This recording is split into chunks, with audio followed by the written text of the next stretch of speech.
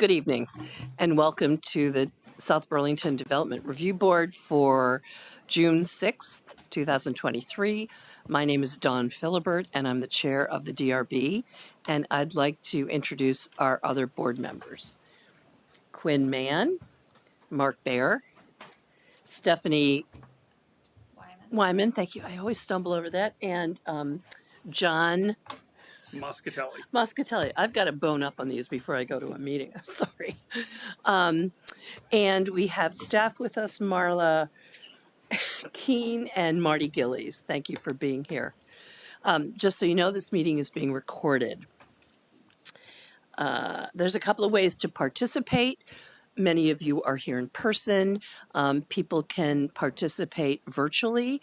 And they can also call in and participate. In any event, it's important that if you're participating, we have your contact information. So those of you who are in the auditorium, I would like you to make sure you sign up in the sign-up sheet.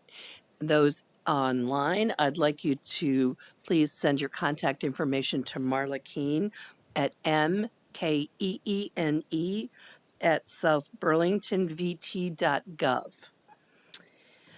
Okay, let's turn to emergency evacuation procedures. First item on the agenda: in the event of an emergency, there are doors in the back two corners of the auditorium. Pardon me, you would simply exit those and turn either left or right to go outside. Are there any additions, deletions, or changes in the order of agenda items tonight? Hearing none, we'll move on to announcements. Are there any announcements? I guess I should just mention that I do have an item under other business tonight, which is to sort of describe what, maybe this should have gone under additions, deletions, or changes to the order of agenda items, to describe the recent LDR amendments. So just get excited for that. Thank you, Marla. We'll look forward to it. I'm sure it's riveting. Are there any comments and questions from the public that aren't related to the agenda?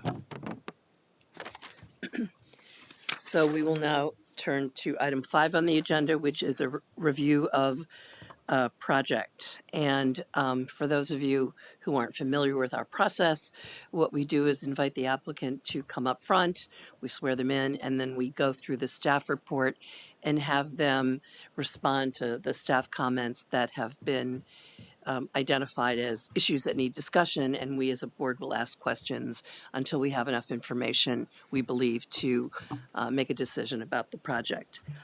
And then public comment period. And yes, thank you, and we have a public comment period. So item number 5 is continued preliminary and final plat application SD 2305 of Gary Bourne to create a general plan unit development by re-subdividing 3 existing lots into 3 new lots of 0.18 acres,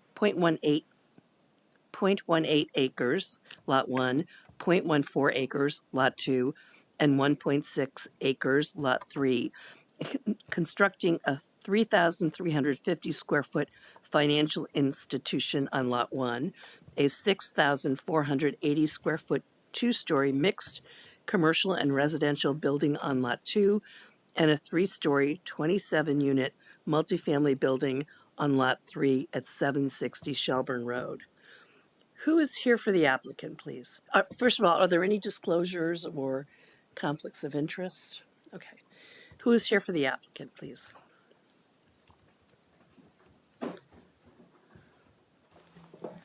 Good evening. There's actually quite a few of us here, Okay. so I'll start. My name is Lucy Wait, Thayer. give me 1 minute that I have caught up on my notes. Okay. Thank you, Lucy. Yeah. Okay. Lucy Thayer, landscape architect with TCE. Okay. Gary Bourne, the owner of the project. Hi, Gary. Mark Hall, I'm with Paul Franklin Collins, attorney for the project. Okay. Thanks, Mark. Greg Rabideau from Rabideau Architects. Hi, Greg. Alan from Rabideau Architects. Okay.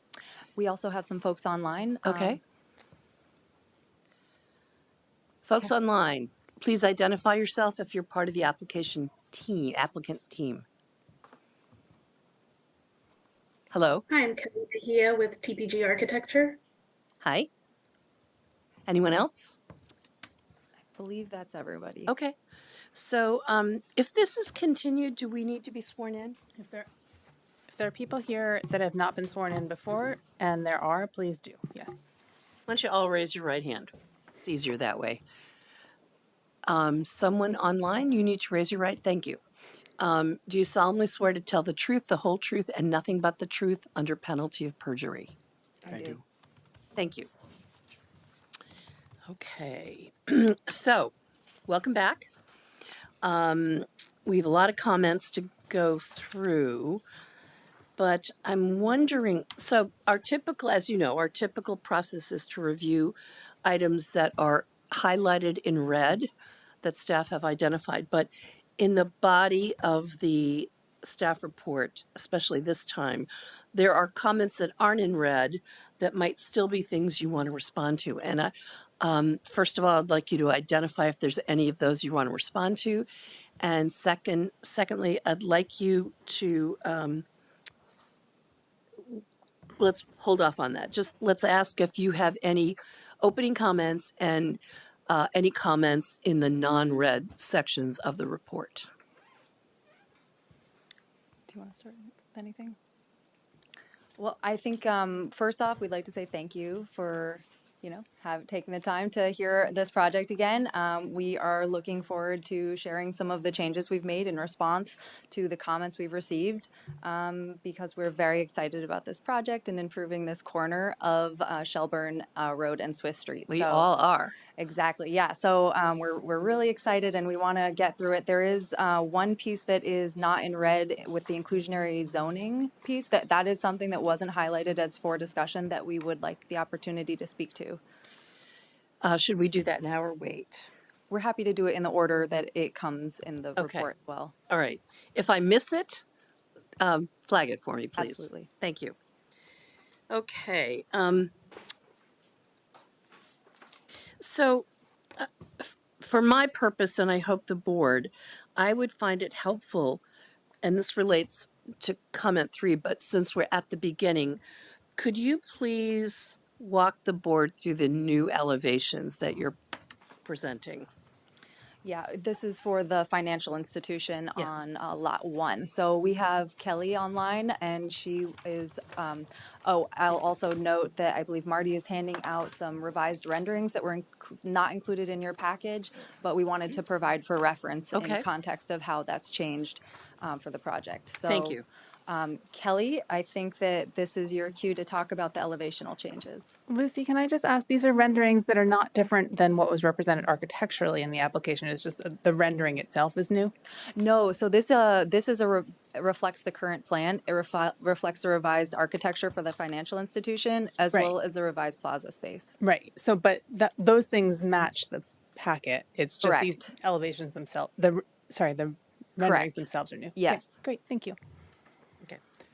Do you want to pull up, Marty, the elevation part of the packet? Thank you for these. These are helpful.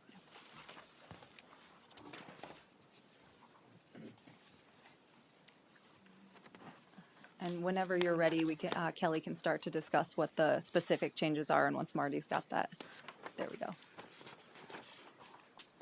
Okay, so coming out of the last meeting with the board, we came to an agreement with the board that a portion of the building could be raised to have the appearance of a faux two-story per the ordinance. And so what we did was exactly that. We actually raised the entire height of the building overall. And then we raised the main portions, which are the main entry tower, to really bring focus to that main entrance. And then the tower on the side, we raised that a little more than the rest of the building as well to allow for windows in that space and give the appearance of the double height space within. I'm trying to match that with the pictures here, the illustrations. Kelly, can you describe which portion was raised just to, I think it was the portion that's in gray, is that right? Yeah, so Particularly? the portion in brown was raised a few feet, and I only have a single screen. I'm trying to zoom into the side. We did raise that a bit, and then what we really raised were the main towers, which are the gray tower and the cream tower. And that's where we included windows, and then along the east elevation, we included windows up there as well, to give that two-story appearance. Okay, thank you. Any questions before we start to go through the comments, board? Well, I mean, I think just staff's comments I'm in agreement with that, you know, it's putting windows sort of above the first floor windows. It reads more like transom windows than actually second story windows, like windows in a two-story building. And, you know, one question I have is there's reference to the spandrel glass. Is that glass spandrel or is it clear glass into the space? And what is spandrel glass, Mark? That Spandrel was, glass looks like glass framing, like it's got the aluminum rim, but the actual glass is opaque, can't see through it. okay, thank you.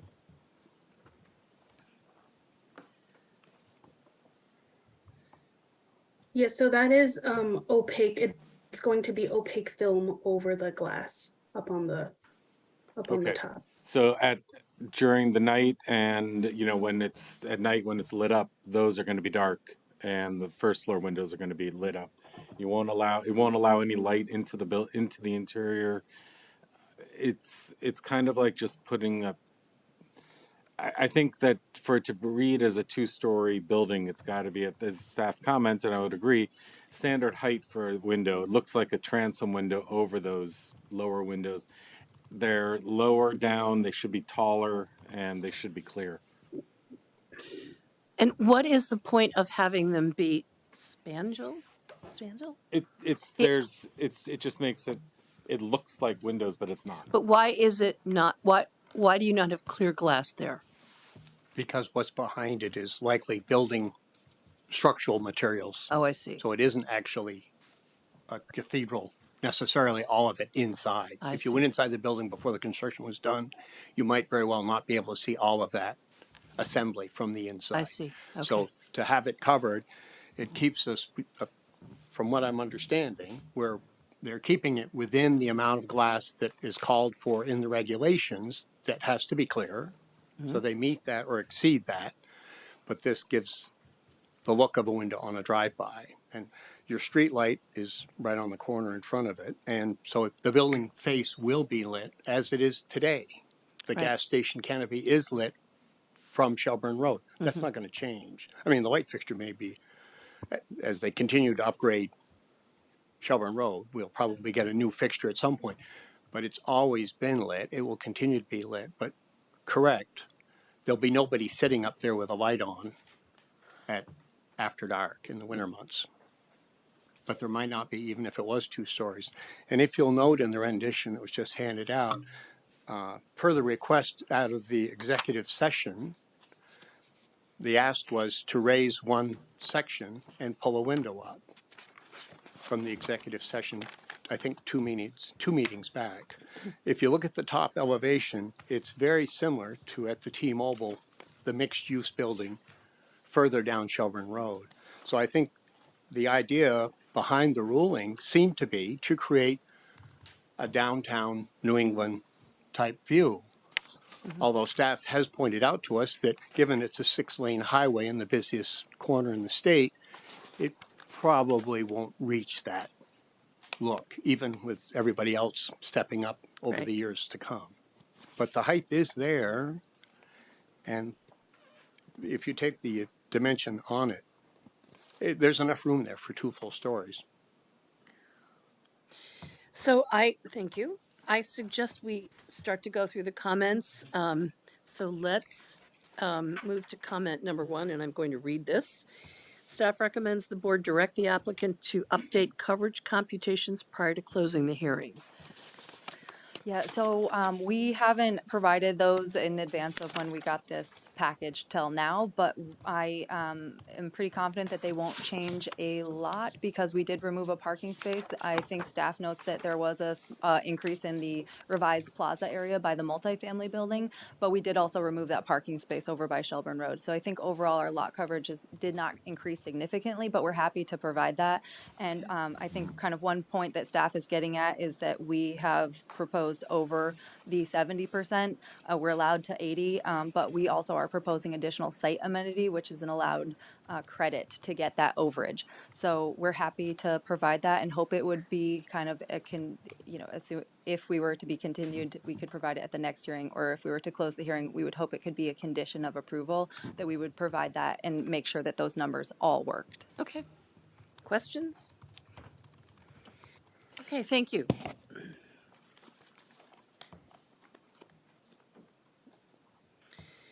I'm focusing on on the setback bullet. The setback lines shown on the plan are only 10 feet from the front property line, not 20. I'll just make that comment. So number 2, staff recommends the board ask the applicant to clarify the front setback and front setback coverage, both verbally and on the plans in a future revision. We're absolutely happy to do that. I have the numbers with me. I actually spoke with Marla kind of about I had a little confusion as to what pieces were calculated. So after speaking with her, I've got some clarification, and I can provide them verbally, and we're happy to put them on future plans. So for lot 2, the mixed use lot, the Shelburne Road frontage is 4%. That's because there's like a small little piece where the Shelburne Road driveway is.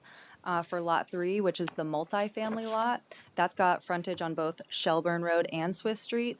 The Shelburne Road frontage is 44% and the Swift Street frontage is 37.6. And that is in the 20-foot urban overlay district setback, not the 10-foot PUD that we've waiver that we've requested.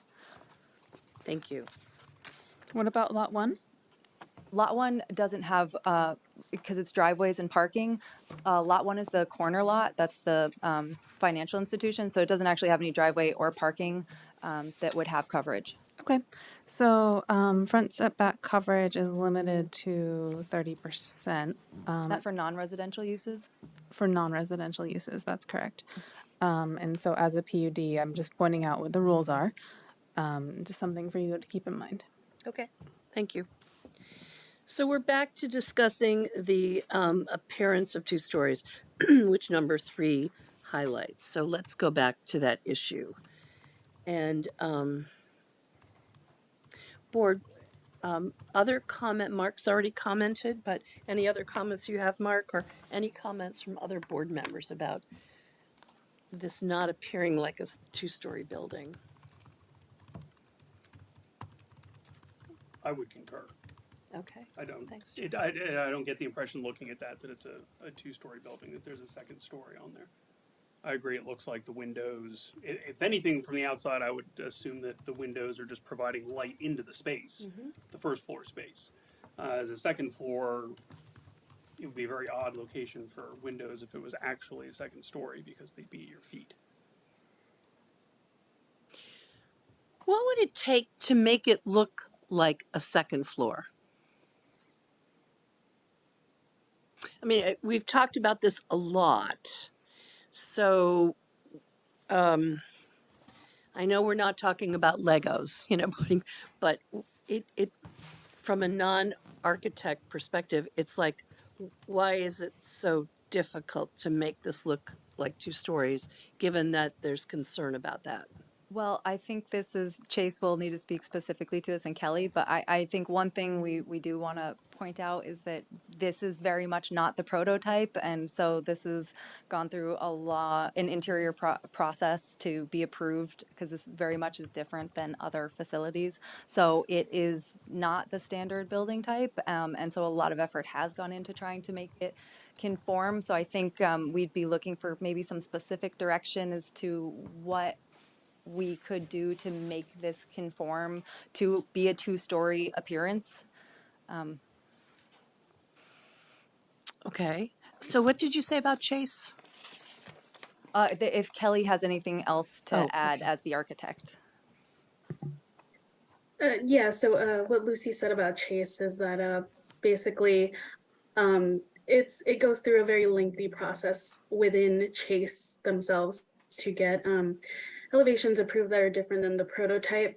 But another thing that has occurred with this specific project is that as of last month, Chase has decided to really take a sustainability initiative, and so the fact that we're increasing the building size and it's just a faux two-story, not an actual two-story building. There was a lot of pushback internally from Chase because of that. Just seems like the opposite of what Chase is trying to achieve as a whole, moving forward. But agreed with Lucy. We do have to go through many processes to get these approved up the ladder, and then any specifics would be very helpful from the board as far as comments go, because that would help us all get there, to make it, to make it look like a faux two-story, and to, stick with Chase's prototype as much as possible. So we want to find that balance for sure. So if I'm not mistaken, I was in Williston the other day, and there's a Chase Bank in Williston. I think it's where the Men's Warehouse. men's warehouse was. Yes, actually, I worked on that, and yeah, definitely not a prototype, but that is obviously because It's not a we reused prototype. that Yeah, it's very building. different than this. Yeah. So how did that get through? Well, those are different projects entirely. They're called freestanding conversions, and Chase really likes reusing buildings, so they're Okay. just a different kind of project. And we're glad you're not reusing the Pizza Hut. Just saying. Don, can I weigh in? Sure, please, Mark.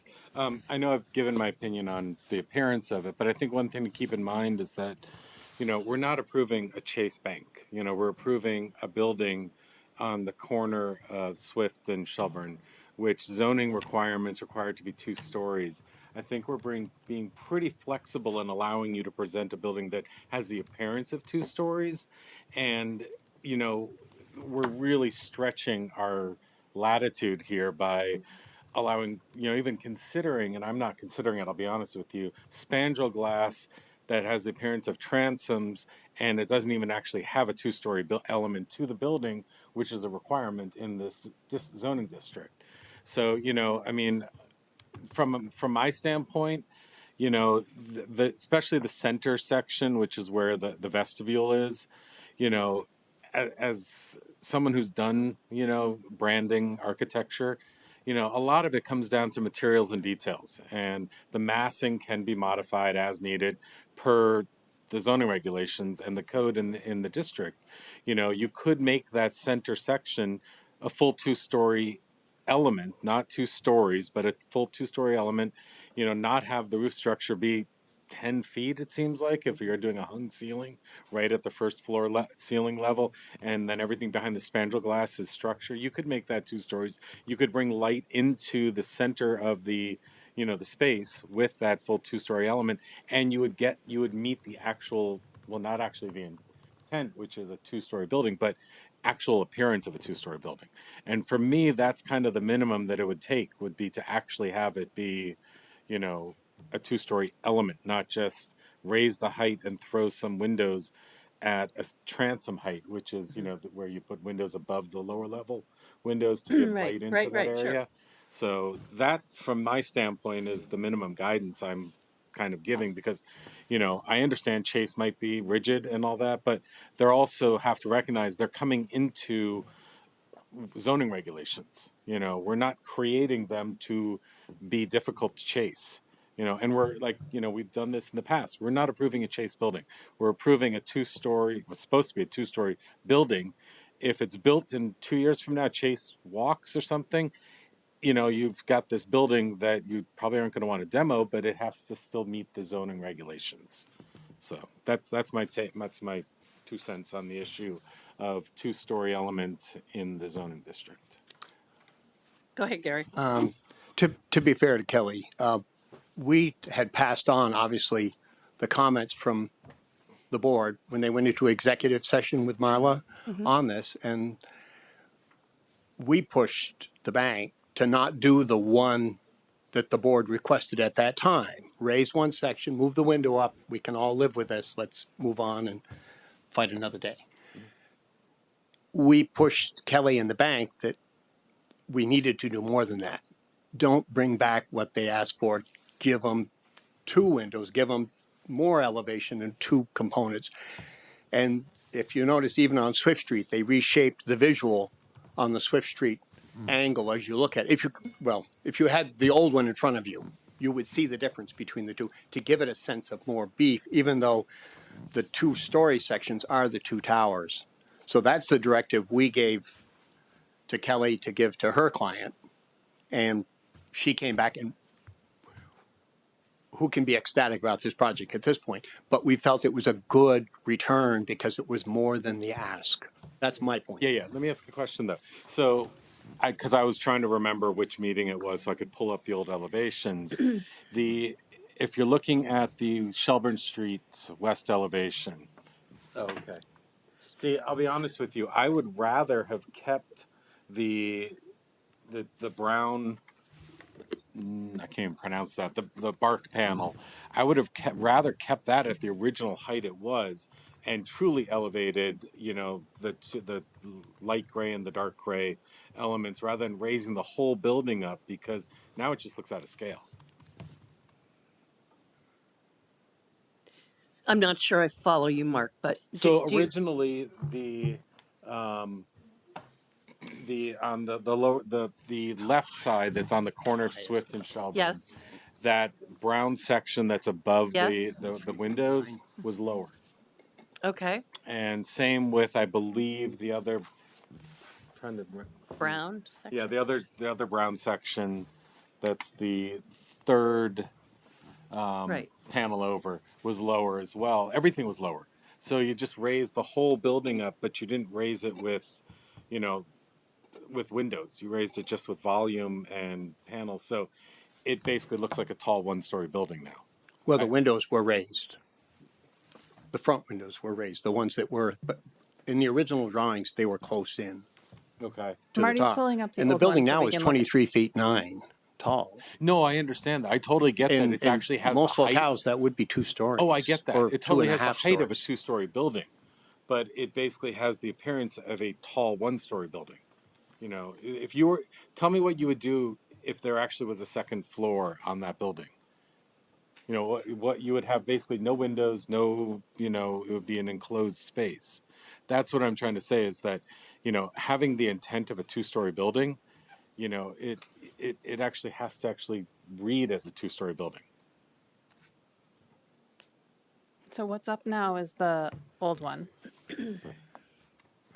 And I guess I would just interject that this is not a how much have you improved question. This is have you met the standard.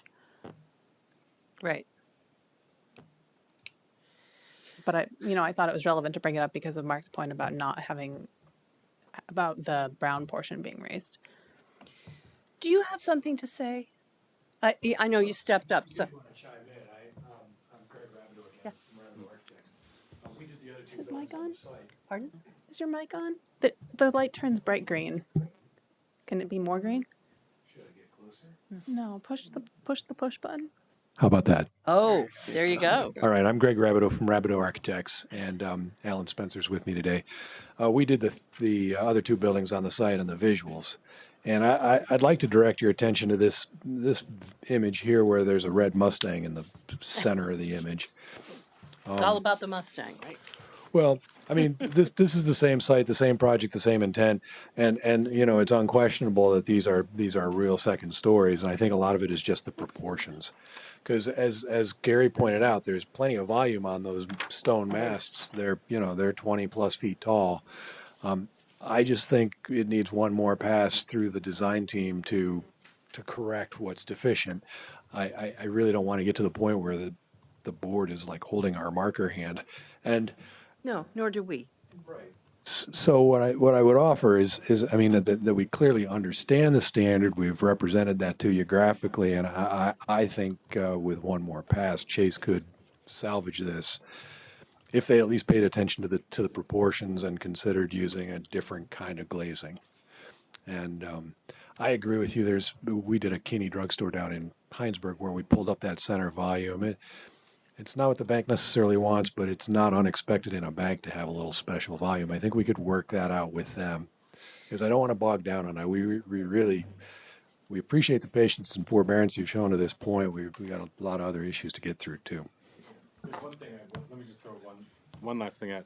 You say you sort of lifted the windows up from the original design, but the original design, the windows seem to have been actually clear glass above the main entrance, and now you raised them up and made them spandrel. So you have actually reduced the amount of clear glass that's in the front entrance. That's correct, but we still exceed the amount of clear glass in the code that's but required. And the solar gain on that road is very, very intense. Yeah. Understanding the city has their climate initiative that they're pushing out there and promoting, and has great agreement. Yeah. Chase has the same issue. So clear glass up into the space adds a huge amount of solar gain on these properties. This is from 40 years of being down there on the street at 2 or 3 in the afternoon when the sun breaks down below the canopy and melts all your candy bars. So it is real and it's serious. So having it spaniel or coated or something, I don't think is unreasonable as long as we can meet or exceed. We wish to exceed the code. The code is 60%. I believe so, 60% of glazing transparent. Right. So as long as we wish to continue to exceed the code so that we're not asking for a give on that. What we are asking is where the window is into the structural part of the building, is it a big ask that that one is coated if we're meeting it elsewise? I have one question, and Quinn, did you raise your hand? No. I have one question, and then I think we should move on because we've got a lot to cover. In the picture with the Mustang, the building in back of the portion of the building in back of the Mustang, is that a proper 2 stories? Yes. Okay. That's the mixed-use building. There's 3 dwelling units Okay, above thank you. a commercial Thank you. space. Yeah, Okay, got it. Got it. Okay, thank you. correct. Because it does look like 2 stories. All right. Number 4, and I'm going to read this. Staff recommends the board, pardon me, discuss whether increased glazing transparency on the Shelburne Road facade would increase the overall compliance of the PUD with the purpose and standards of the LDR. Staff considers transparent glazing be the most consistent with translucent glazing, slightly improved over spandrel. I think we've kind of covered this, haven't we? If I could just kind of Sure. interject a little bit, the context that I probably should have given here is that this is a funny standard, and we as staff think it may have been a slight error. It is what it is, and you are beholden to the regulations. But in the case of a PUD, obviously we're looking for improved compliance with certain things in order to allow more flexibility in other things. The reason we think that standard may have been an error is because in the form-based code that this is supposed to be sort of a light version of, the transparency only applies to the primary and secondary facades, and it doesn't matter what you do for the other facades. So we've put it on the list for the Planning Commission to consider whether this should be changed in the future to refer to 75% transparency on the primary and secondary facades. But as it stands, it's a generic statement. Okay. Okay, can we move on? Number 5, this is about the front-facing presentation of a multifamily building. The comment is improve the layout of the front of the multifamily building to provide landscaping that supports the front-facing requirements of the LDR. What are your comments about that? Right. So, Marty, would you mind pulling up maybe the C200, the overall, which I did not write the packet page down. I'm sorry. So the feedback we received about the area north of the multifamily building, it was that the pergola was perhaps too suburban, which I may disagree with, but we wanted to listen to your feedback and provide an alternative that was perhaps more urban in nature.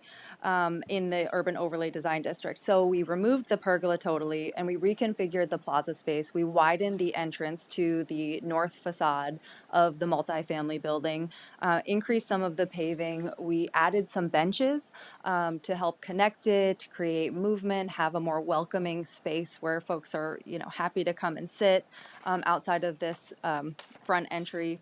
And then we've also added a sculptural element. So it's a little bit hard to see, imagine on the drawing, but they're the 5 little dots we see around.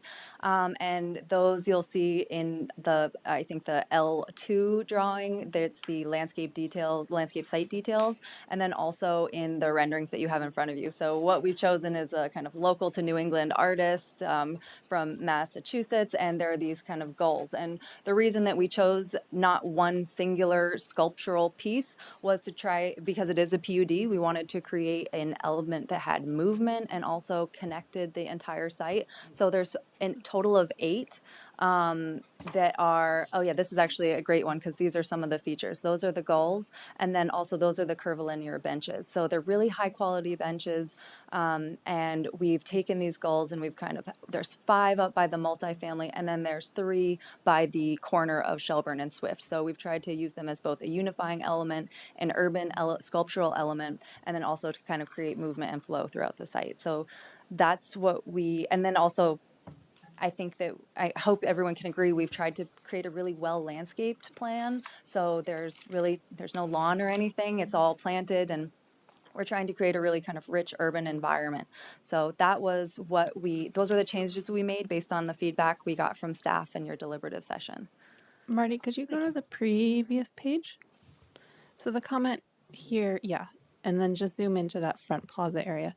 The comment here was specifically linked to the concept that the urban design overlay is supposed to be pedestrian oriented, and buildings that are more than 50 feet from the road should be heavily landscaped in the front yard in order to achieve that pedestrian connectivity and that street facing presence. So that is the question here, is have they, given that the building is further away than would achieve a street presence on its own, has the landscaping achieved a street presence instead?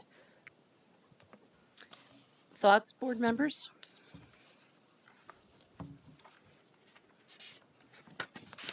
I'm a little confused about the whole, this pedestrian, street front facing, all that.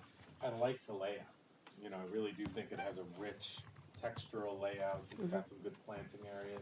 I love the, the sculptural element to it, the curved benches, so I'm a little, not confused, I won't say confused, but what the code is that for the urban overlay district for pedestrian front-facing streets that are set back. How this doesn't meet it. What's the differential that we're looking for? I think the board's direction was the previous version did not meet it. Okay. Okay. Then I'm gonna have to say, what was the previous version? Because I like what I'm seeing here. That what's changed. And just speaking to the landscape piece, there's a lot of different elements. We have the canopies, we also have the underplantings and some mid-sized trees. The bioretention areas are also planted. So we have tried to take great care to kind of integrate the seating also into some of the landscape and really kind of bring all of those elements together. I like it too, I'm just going to say. Do you want to pull up the old one, or are you okay? I mean, unless there's something about this that's deficient, I really like this layout. And I think that it's a nice transition. It's got some good pedestrian flow. It has the vehicular drop off, but it also has, some elements to it that isn't what I would normally see on your traditional just, front of an apartment building, plaza. So I think that it's pretty successful. Any other comments from the board? No, I think one of the issues we had previously was for the front of a building, it looked more like the side of a building. And I think this looks a lot more like the front of a building Okay. than Thanks, John. the previous design, although I couldn't tell you exactly what the previous design was. It's okay. Okay, let's move on. I'm going to read number 6. Staff recommends the board direct the applicant to demonstrate compliance with site amenity and landscaping requirements on a phase-by-phase basis. Absolutely. So we did provide a phased plan as we discussed at the last hearing, and phase 1 includes basically, thank you very much, Marty. Zoom out there. Phase 1 is the blue, and then phase 2 is the green, and then that red hatch you see over the blue is really kind of phase 3, but it's really just the tail end of phase 2. It's the final coating on the pavement and kind of those finishing pieces. So those will kind of happen somewhat concurrently.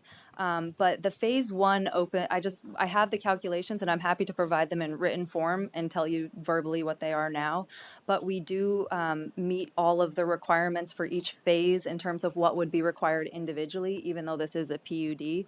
So for phase 1, the open space required for the commercial is 396 square feet, and the residential for the 3 units above the mixed-use building would be 180 square feet. So that's a total required of 576 square feet, and we're providing 890 square feet in that interior space between buildings, the financial institution and the mixed-use building. So we definitely go over what's required for that phase with regard to open space. And then with regard to the planting, the calculation that I did was that we would be required to do $51,500 worth of our landscape budget. And without any benches or hardscape elements, we're providing $51,700 and over $60,000 with some of those hardscape elements. Questions? Okay, number 7. This is about the drive-through ATM. Dawn. John? I'm sorry. This was where we were hoping to have a discussion about the inclusionary zoning. It's one of Okay. the, it's on page, these aren't numbered. The page after page 6, it's residential density and 18.101 inclusionary zoning. If possible, we would like to take just a moment. We've got Mark Hall here to just talk about that. Okay. Go ahead, Mark. Yes, there's a legal memorandum in the file that you can all review or you already have reviewed. The one thing I wanted to point out when I came here today is looking back at it, I happened to see that there seems to be a conflict in the ordinance itself between what's contained at the density bonus at 18.01 G2 and the example 4 that's referred to in your notes. I don't think the two provisions can be reconciled, and I think that's how we got to this point. This is supposed to be a density bonus. You're supposed to get one market rate for one additional unit of inclusionary. As it's being interpreted, we're getting no bonus in terms of market rates. If we're utilizing the bonus of the 7 additional units we're allowed under the ordinance, they all have to be inclusionary. This is problematic because it has a pernicious effect that we'll have to take the 7 additional units out of the project. Because we can't build 7 additional inclusionary units in this particular project. So you have a bonus that's not a bonus that results in the pernicious effect of removing 7 units of housing out of the project, 4 of which are inclusionary. So I think this is a very important issue. I don't know if you consult council over this, but I think it's very problematic for not only for this project, but for any other project you're going to have in South Burlington that has people trying to take advantage of these density bonuses. So I just came here. I'm not going to reread what I said in my memo. It's really short, really sweet. But I do want to put it to your attention. This is a very serious issue. That's going to, sort of cutting your nose off to spite your face in the context of this project. So I would strongly encourage you to have council consider this, your own council consider this, because I do think the interpretation is incorrect. Marla, do you want to respond to that? Because I know this is kind of your area of. So in terms of whether our city council is to the board, not to the applicant, and so you are not under any obligation to share any information you've gotten from council. As you decided in the deliberative session, the interpretation of 1801 G2 and example 4 are the same because of the term base zoning density unit maximum. And I think that staff, and I got the sense that the board as well, tend to agree with Mark that this is not great, but it's hard to read it any other way when you read it the way it was intended to be read, which is that the inclusionary have to be included in the base density, and then you get bonus units on top of that. If I could, if you go through the story problem, which is the sub 2, and you do the calculation, the provision example number 4 is incorrect in the way it's calculated, because it too includes all the inclusionary, all the bonuses being inclusionary, and you cannot reconcile that with very straightforward language in the provision itself, as you get 1 bonus unit for every inclusionary unit. You're only talking about the 7 above the 23, and it's a 1-to-1 ratio. There's no other way to read this. Yeah, I think it's intuitive what you're saying, but we did have an executive session for almost 45 minutes, an hour. We talked about it, discussed it. But I think everyone agrees with you that it's. Excuse me. I'm talking. I think excuse me. I think everyone agrees that it's unfortunate, but it is the letter of the ordinance, and so that's I think where the DRB fell. I don't think a decision has been rendered by the DRB that I'm aware of. Has there been a vote? Has there been something issued? Or is this just something came from an executive session? I think you should reconsider it in terms of what you're talking about, because I do think the ordinance, the explanation for why you come up with this pernicious result is that there's a mistake in the ordinance. And under basic rules of construction, statutory construction, the provision 2, sub 2, describing how you do the calculation is can control the outcome in the case of a conflict. And I think that's what you have here. I think that's what happened. That's why you come to this number. And this is going to come up over and over again. And then in this particular project, you're going to lose 7 units of housing, including 4 inclusionary. And I just, anybody that has looked at this on our team has come to the same resolution. So that's why I'm saying you should consult with your counsel relative to what this says, how it should be interpreted, how a court would look at it. And then maybe you might find a basis for saying, yeah, developer, you're right. Please put the 7 units back in the project. Okay. Anybody have any, Marla, can you shed any light on this? I think it's up to the board to decide if they have enough information to make a decision on the matter. Okay. And if you have all the information you need, there's nothing more that needs to be said. Unless you have any questions, I've said what I had to say. Okay, thank you. Anyone else have any questions? No? Okay. Not of the applicant. Okay. Let's move on to number 7. This is regarding the drive-through ATM. You read the comment. What do you have to say, Lucy?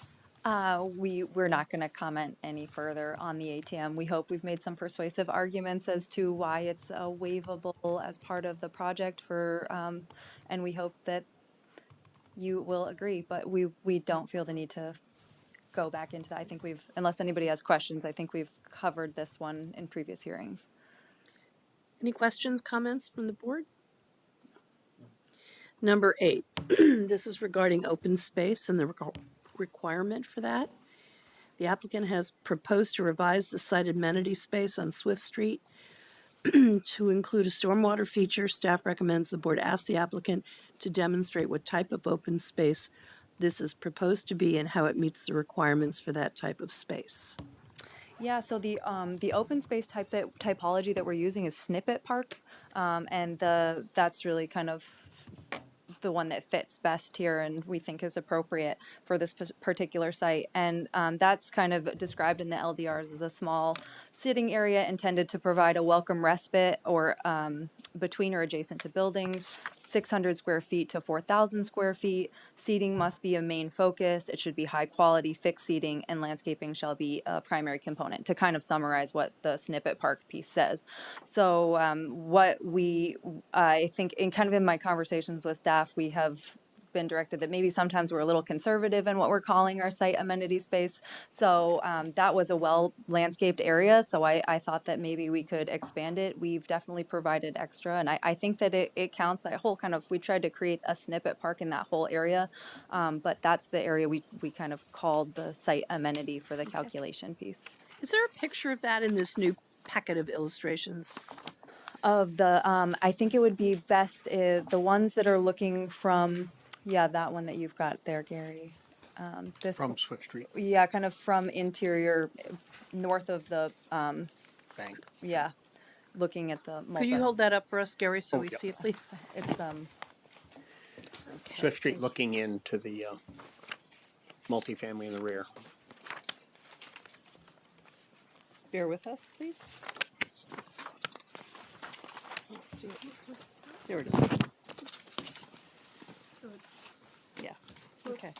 So it's off, the stormwater feature is off the page to the left in this. oh, yes, correct? was that the specific thing you wanted to see? The stormwater feature? Well, the snippet park.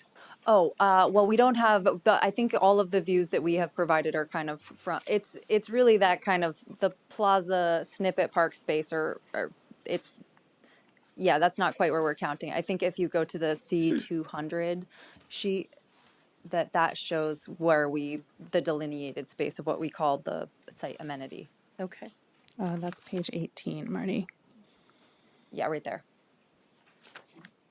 Yes, the page that you're I on. think you've got it up, Marty. There's like a dashed line. If you could zoom into the Yeah. top area there. So that's the area we were specifically calling the snippet park. Okay. So the line, yeah, so the line they have is sort of around the seating area and then around the stormwater feature as Okay. well. Questions? Is the stormwater feature, is it a dry pond? It's a planted, so it's going to be a planted bioswale, so it will mostly be vegetated with periodic inundation. And I think part of the reason we also included it in the snippet park was the sculptural element as well. So, yeah, so it's intended to be vegetated though. Questions? Okay. Number 9. This is response to the DPW and Director of Capital Projects. What are your comments about this? There weren't any specific comments that were identified as being unresolved, but we are certainly happy to work with staff and DPW and the Deputy Director of Capital Works to resolve anything that might be outstanding. I believe they're very technical in nature, so we're happy to resolve that. That's absolutely no problem. Questions? Comments?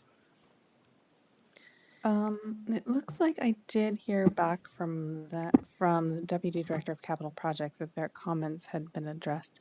But I honestly, I wrote this a week ago, so I don't remember if there were specific public work comments that I had in mind as well.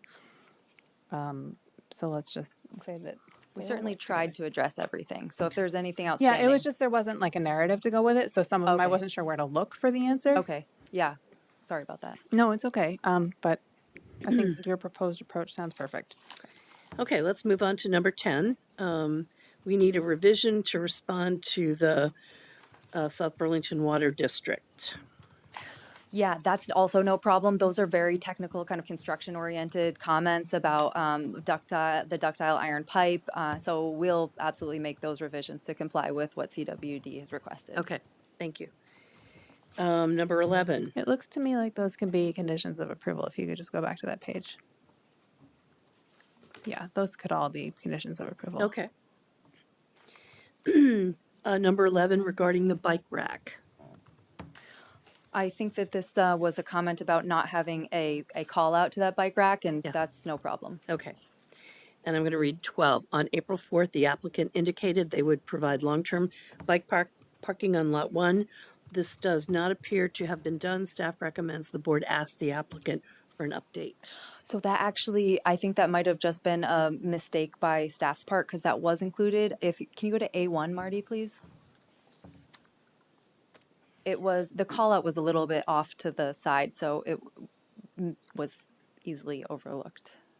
I think it might be at the very beginning. I think the A1 sheets might be towards the beginning. Is that an architectural plan? It is. Yeah, I think you're close. Maybe, yep, that one. And if you zoom out and look at the bottom left, there's a call out right there, long-term bike storage. So we have provided the required long-term bike storage interior to the building. Okay, very good. Any questions? Number 13, this is regarding plans to respond to the stormwater section.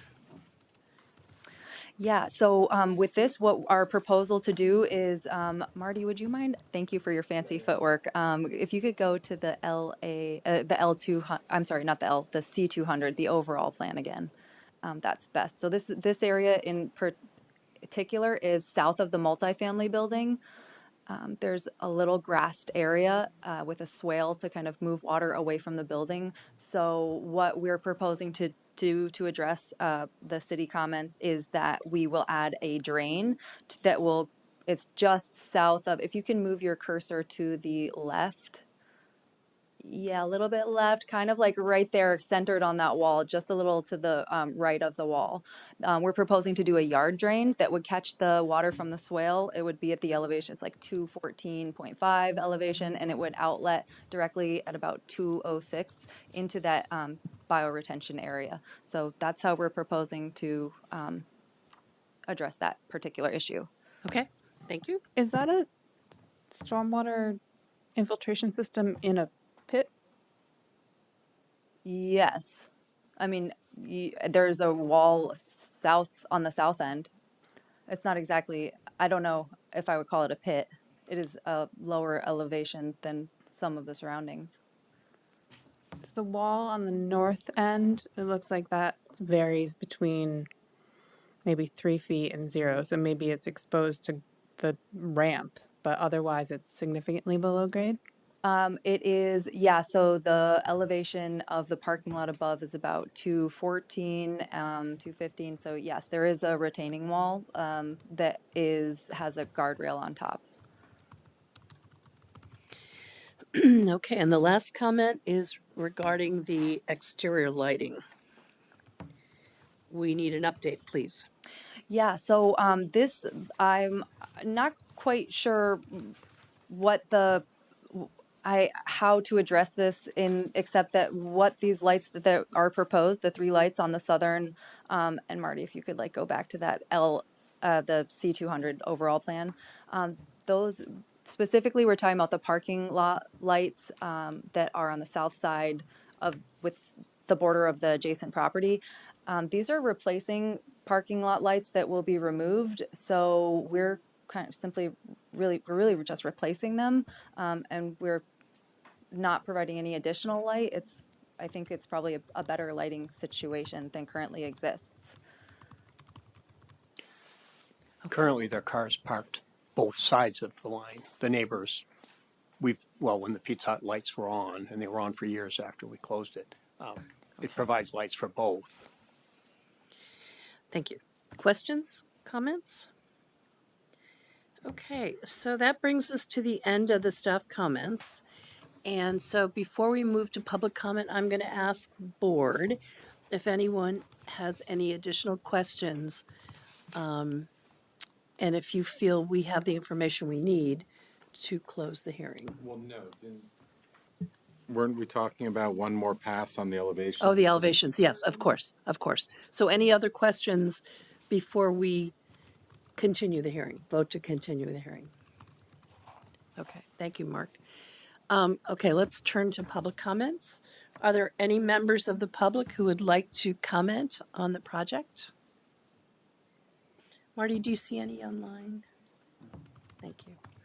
Any in the audience? No. Okay, so I would entertain a motion to continue. Till when? What's the date? So I think that, let me just check my list, but I think that we are pretty flexible. It sounds like Kelly was saying that it takes some time to get stuff through Chase. So what would be a good date for you guys? Kelly, I think that question's for you. When would the next meeting be? The next available meeting would be July 5th. And we need materials 2 weeks before that. And what's the meeting after that?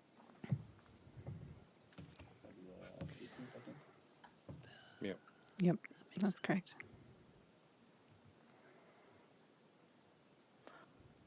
Oh, July 18th. Sorry, I didn't realize Marty didn't have his mic on. July 18th would be would be an appropriate amount of time to really get with the Chase designer and then move forward with approvals internally and then bring it back to the board. Okay, thank you. So I would entertain a motion to continue this hearing to July 18th, 2023. Second. We didn't have a motion. Oh, I thought that's what you did. Oh, all right. All right. Consider it a motion. Mark has seconded. Yeah. Any discussion? All in favor of approving the motion? Aye. Aye. Any opposed? No? Good. Thank you very much. Thank you for your time. See you in a couple of weeks.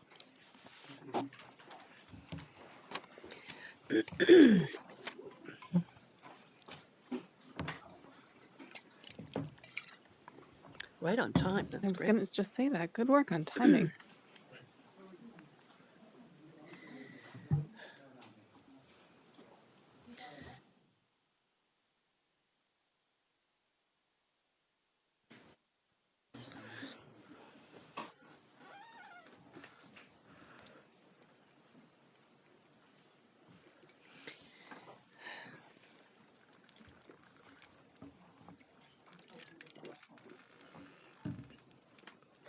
Okay. Pardon me. Yeah. Item number 6. Pardon me. Final plat application SD 2307 of 600 Spear FJT LLC for a planned unit development on an existing 8.66 acre lot development developed with 7,000 square feet storage building and single family home. The planned unit development consists of one 6.10 acre lot containing 32 dwelling units in 4 family buildings, a 1.8 acre lot containing the storage building and existing single-family home proposed to be converted to a duplex, pardon me, and a third lot containing proposed city streets at 600 Spear Street. Is there anyone who has a conflict of interest or any disclosure? Okay. I don't I know mean, if I've said in the past I've done work with Frank, but it was probably 2 decades ago, and Okay. yeah. yeah, exactly. I don't know if it matters, but board member Frank Kochman had a similar disclosure. So if it gets continued, he'll have the same thing. Okay. And he and I spoke in advance, and he said nothing had changed, so he would make the same disclosure. Okay. Thank you. Who was here for the applicant, please? My name is Frank Bonturkovich. Frank. Welcome back. Thank you. I'm Lucy Thayer, landscape architect with TCE, and online we also have Abby Derry. Hi. Okay, good. Would you raise your right hands, please? Do you solemnly swear to tell the truth, the whole truth, and nothing but the truth under penalty of perjury? Yes. Thank you. So, let me just get organized here. Okay. So I can't help but want to dive right into this because we spent a fair amount of time talking about it. Could you walk us through the plans for the metal building, please? Is this a new application to John? I hate to slow things down, but does John want an intro? I read it. Okay. I think I understand what's going on. Okay. Oh, yeah.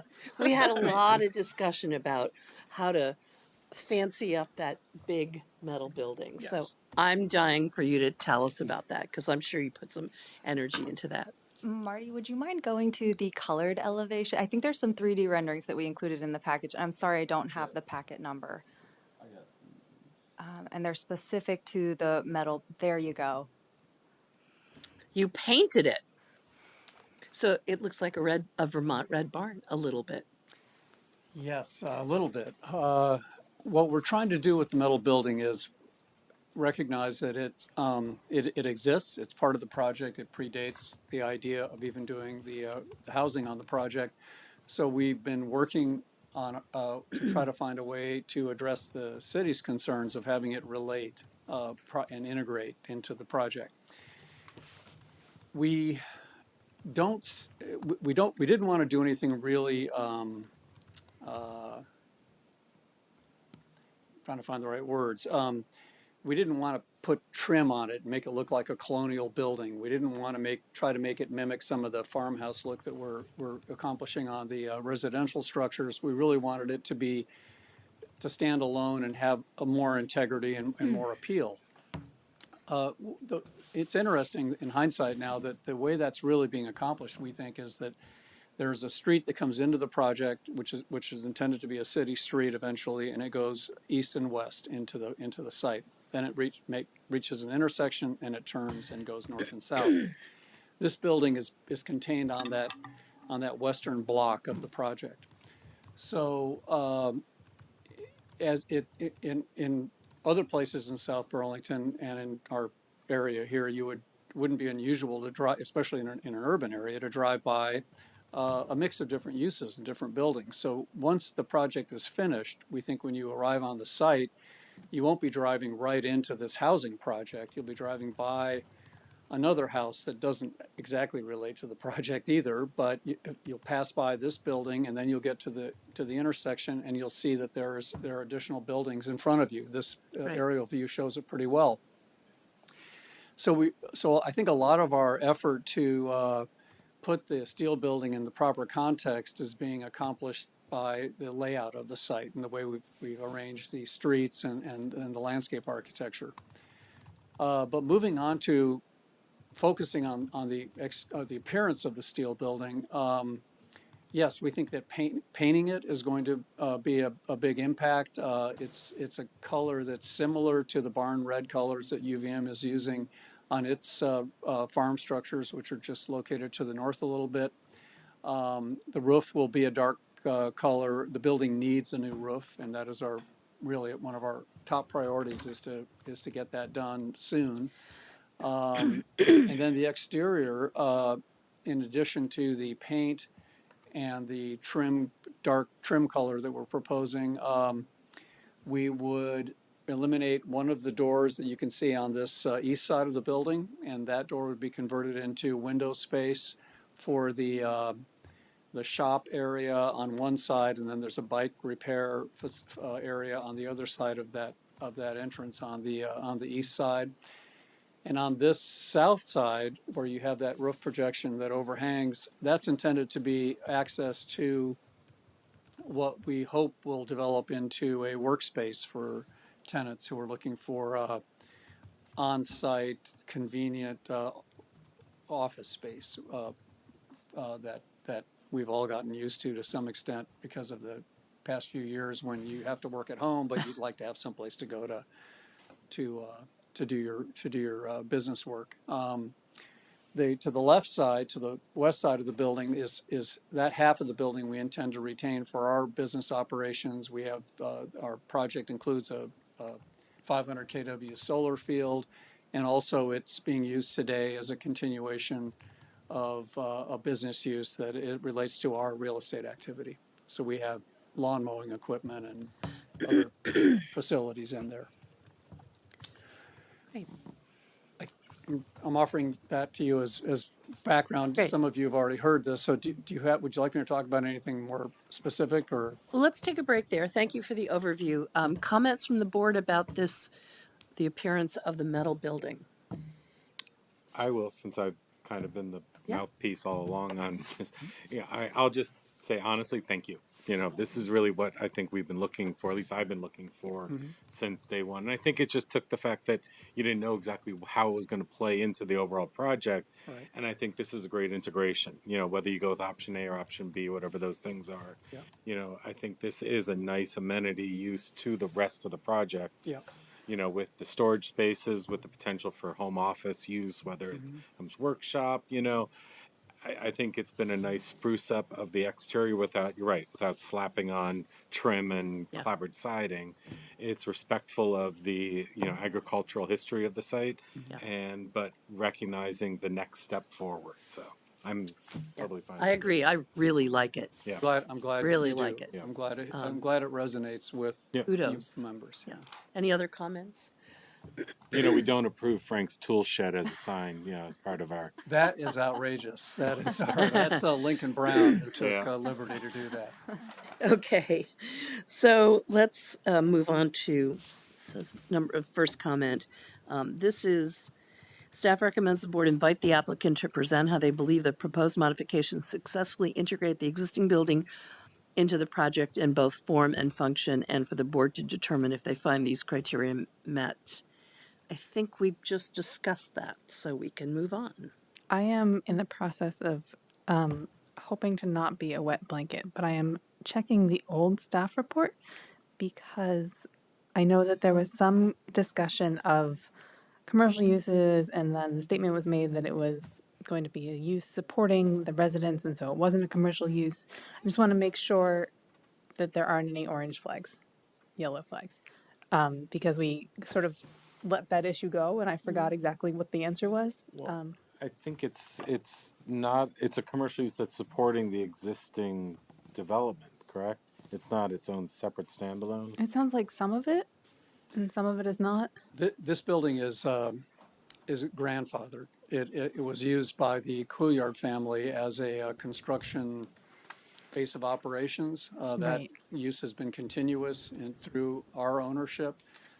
We intend to dedicate half of it to uses that are exclusively to support the housing project.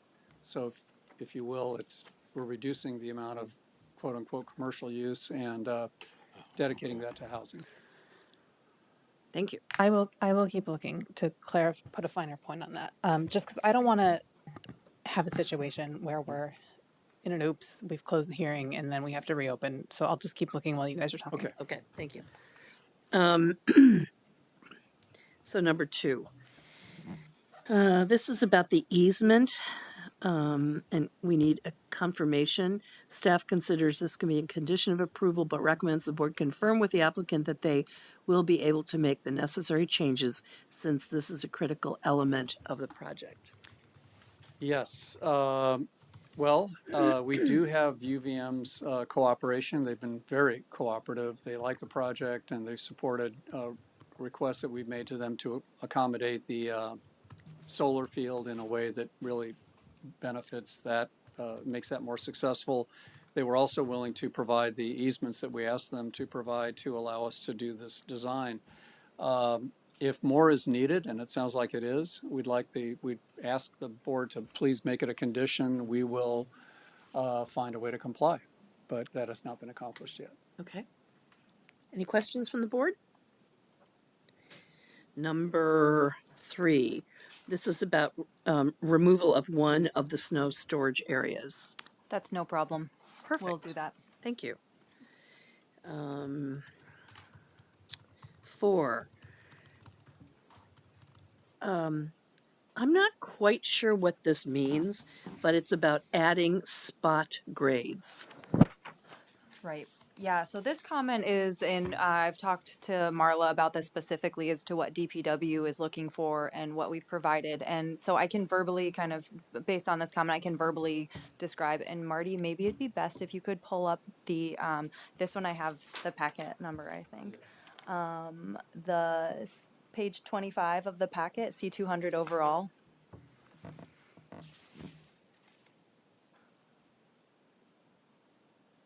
Yeah, it's like a couple sheets, right? I think it's that one. Yes, perfect. So this relates to the crossings over the driveways.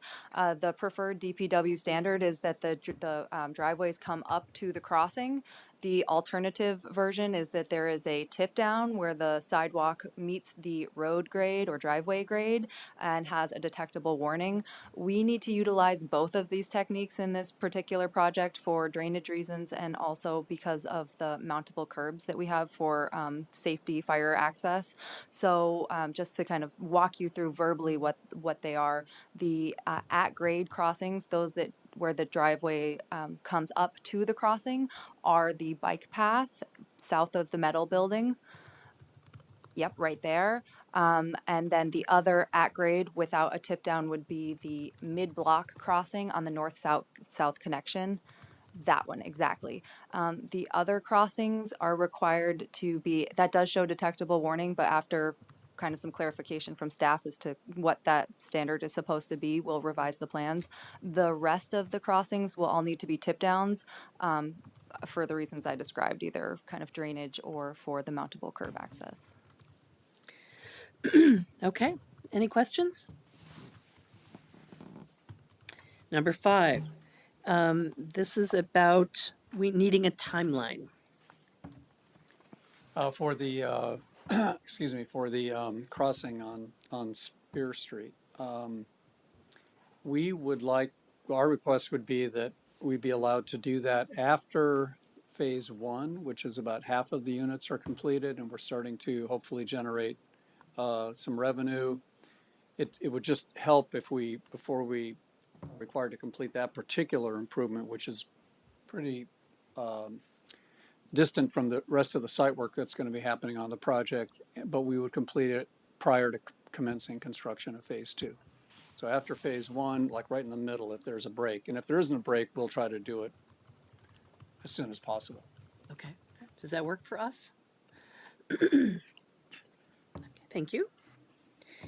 And I think that brings us to the end of the staff comments. Dawn, if I could just make one clarification Sure, in the staff Lucy. in the staff notes. I just want to make sure that the record is clear that the public streetlights are, this wasn't in red, but the public streetlights are DPW standards. And there was something that said that they're not. So I just wanted to kind of set the record Okay. straight that we did. Oh, I'm sorry. I think it might have been a typo. Yeah, because I was checking it as it was in draft form, and I got the confirmation that they are. So you're all set. Great. Thank you. Apologies. Sorry. Thank you.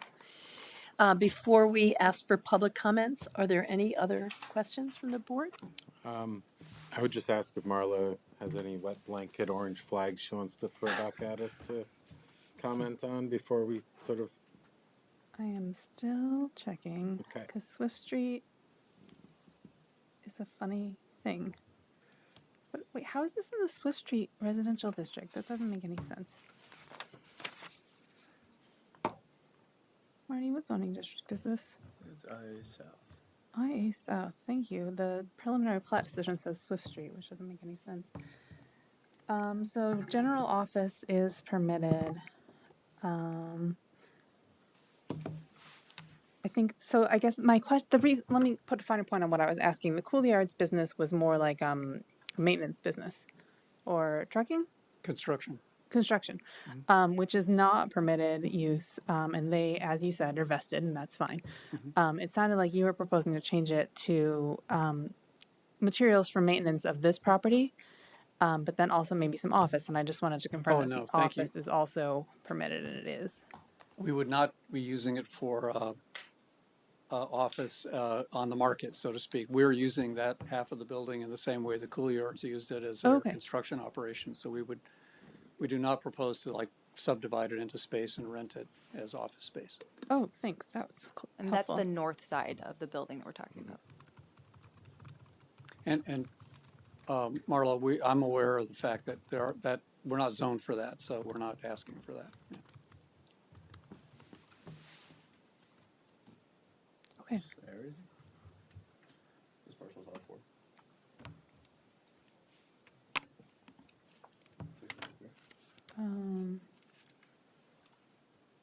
No. Oh boy.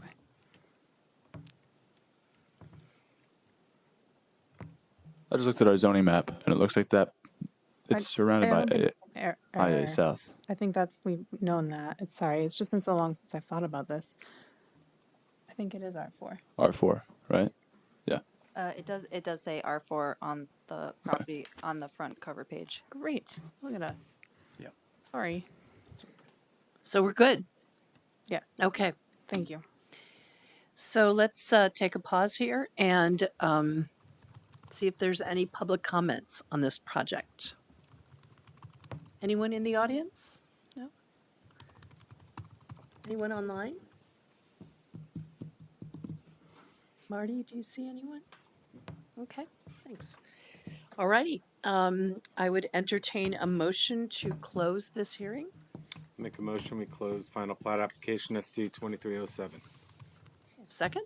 Second. Thank you, John. Any discussion? All in favor? Say aye. Aye. Opposed? No? Thank you. Well, thank you. I know that you, as a board, hear a lot of flack from applicants and maybe the public about how this process goes. This has taken us a long time to get to where we are today, but it's really been because we wanted to try to do a good job and solve these problems and look at these design issues. And we're also in an economy that kind of makes it hard to anticipate Sure. how this is all going to work anyway.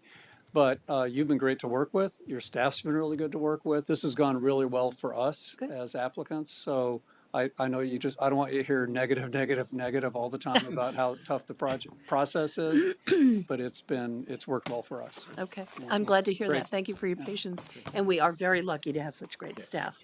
Yep. too. Okay, I So agree. thank you and good luck with your project. Thank you. Should it be approved. Yes, thank you. Okay, the next item on the agenda, the minutes from the May 2nd meeting. Is that Great, yeah. Any comments on the minutes? I would entertain a motion to accept the minutes. I'll move to accept the minutes of May 2nd. Thank you, Quinn.